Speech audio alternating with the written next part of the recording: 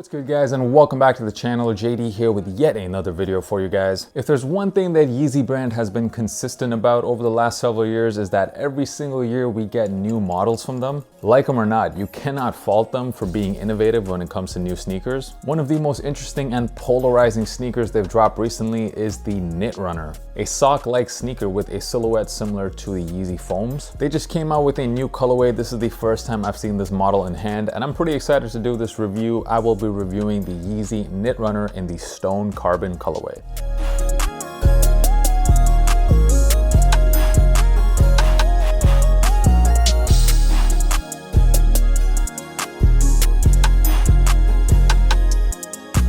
So what is good, guys, to all of my long-term viewers? Welcome back to the channel, and if you are new here, my name is Josh. I do sneaker reviews and all types of other sneaker content. If that's what you're looking for, then come for the sneakers and stay for the chill vibes. Make sure you hit that subscribe button and give me a follow on these platforms as well. I'm pretty active there too. So in this video, I will be breaking down these, let's call them sneakers. We'll get into the design of this shoe. I'll talk about how comfortable they are and what's the right size for you to get. I'll also give you some personal how to style tips when it comes to this shoe, because let's face it, this is a pretty difficult shoe to rock. And of course, I'll be giving you that on-feet look, so make sure you stick around until the end of this video. So here it is, the Yeezy Knit Runner Stone Carbon. These were very limited, releasing exclusively on the Confirmed app as well as Yeezy Supply. I was able to get a W on the Confirmed app. These did retail for a fairly high price of $210 or 210 euros, which I gotta say, just based on first impressions, having the shoe in hand, it is a bit overpriced, considering this is just a one-piece knit upper and you're not even getting any boost on this shoe. If you look at similar Adidas models at the same price point, like the 500s, which are made out of a very nice suede material. Also, considering this shoe is basically a Yeezy Foam Runner with a knit upper, you would think that the retail price would be much closer to the foam, so I do think these shoes are just a bit overpriced. The original colorway was that sulfur colorway, which dropped last year. A lot of people, including myself, making fun of that sneaker, saying it looked like a banana. Well, if those look like bananas, then these definitely just look like beans. Getting into this colorway, the majority of the sneaker done in this black knit material, and as we get towards the top of the shoe, you have what looks like a rust brown color. The final product seems to be very different than the original pictures we saw of this shoe back in November. We thought it would be a light gray on this pair. Of the two colorways to have dropped so far, I gotta say this one is probably the better one. It's just a lot more wearable. As we get into the design of this sneaker, so essentially this sneaker is supposed to look like the Foam Runner. It's pretty much the same silhouette, except of course this time you have the knit material covering the upper. There's pretty much no branding at all on this shoe, except for at the bottom you get the Adidas logo and you see the Yeezy logo on the insole. Similar to your Foam Runners, you also have the size shown on the Knit Runners at the top. This knit material, I believe it is Adidas primeknit. I gotta say, it does feel very rough. The only material of the shoe that feels more stretchy is right around the ankle collar, and that's a good thing because it makes it a lot easier to put your feet into the shoe. You can see the knit material is cinched towards the middle of the sneaker, which leaves a bit of a dent. I like that little detail there. It just adds something a bit interesting to the appearance of the shoe. At the bottom of the shoe, you get this all over rubber outsole, which is where most of the weight of the sneaker seems to come from. If I had to choose my absolute favorite part about this shoe, it has to be how comfortable these are. These shoes wrap really nicely around your feet. It almost feels like your feet is part of the shoe, kind of like the same feeling I got when I wore the 350 V2 Compacts, which I did say was the most comfortable Yeezy I ever wore. Comparing this shoe to the Foam Runner, so a lot of people said that they found this back part of the Foam Runners quite uncomfortable. It would rub against their ankles. This time the back part of the shoe is much more forgiving because it's done in that stretchy knit material, so you won't have that same issue. And if you look inside the shoe near the heel, you see there's quite a bit of cushioning there, which does add a lot of extra comfort.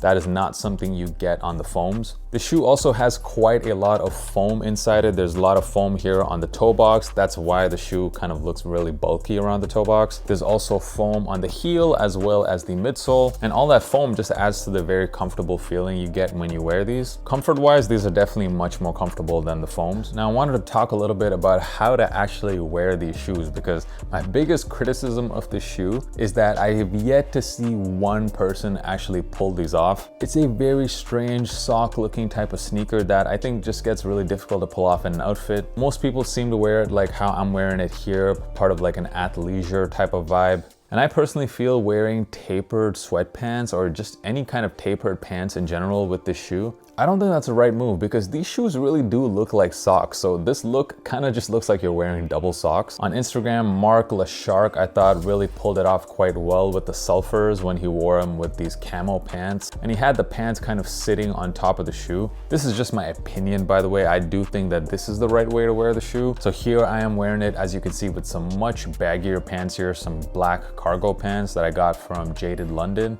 And when you wear it like this, then these knit runners actually do look like shoes. Also, the fact that the toe box area of the shoe is in fact very bulky. So having some wider pants that can just sit on top of the shoe, it just makes the shoe itself look a lot less bulky. So once again, just my opinion, but I think this is probably the best way to wear these shoes. Let's get into something very important with these shoes, and that is sizing. So when these dropped on the Confirmed app, I meant to enter in my normal Yeezy size of an 11.5, but accidentally I ended up entering in a size 12. Looking back at it, that was the best mistake ever because even at a size 12, these shoes fit very snug. I normally wear a size 11 in most of my sneakers. However, in Yeezys, I wear an 11.5. So that's in 350 V2s, all 700s. In the Yeezy Foam Runners back here, I wear a size 11. But in these, I absolutely had to go with a size 12. So that is a whole size up than my true size and a half size up than my Yeezy size. And I definitely suggest you guys to go a full size up. The toe box area definitely feels very constricting. I couldn't possibly imagine going up only half a size in these because yeah, it's just very, very tight at the toe. So definitely I suggest you guys go a full size up than your true size and a half size up than your normal Yeezy size. Looking at resale prices on these right now, most sizes are going for well over 300, which is definitely quite a lot for this pair. It was an extremely limited shoe. The prices are definitely significantly cheaper than the original pair. So only for that reason, I would say, okay, these prices are kind of justified. So if you were looking to get yourself a pair of knit runners and you thought that first pair was either A, too expensive or just pretty much unwearable, this colorway a lot more wearable. So in that case, these prices are pretty decent. Based on how the resale of that first pair went, don't expect these prices to come down anymore. Very, very limited sneaker and also much more of a summertime type of shoe. So expect the prices on these to keep going up as we get closer and closer to summer. Overall, the Yeezy Knit Runner Stone Carbon, is it a cop or a drop? In the past, I've definitely shown a lot of love to all of the newer models from Yeezy brand. Like the 700 V3, everyone was hating it when they came out. I personally love the shoe.